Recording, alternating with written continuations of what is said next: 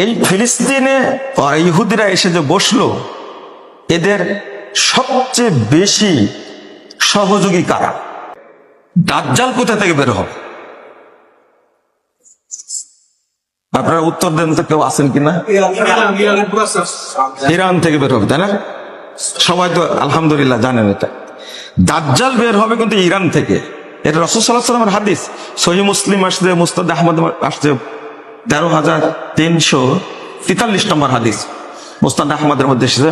রাসূল সাল্লাল্লাহু আলাইহি ওয়াসাল্লাম বলছেন যে ইয়াখরুজুদ দাজ্জাল মিন আসবাহান মিন ক্বরিয়াতি ইয়াহুদ। ইহুদি এলাকার, আসবাহান শহরের ইহুদি এলাকা থেকে দাজ্জাল বের হবে।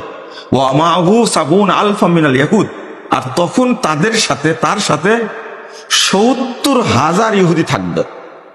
তার প্রমাণ এই ইরানে, আর আসবাহান শহরটা ইরানের তেহরান থেকে 341 কিলোমিটার দূরে, এবং ইবনু হাজার আসকালানি থেকে নিয়ে সব আলেম, এখনো দ্বিমত নাই, সবাই বলছেন আসবাহান শহরটা হলো ইরানের মধ্যে।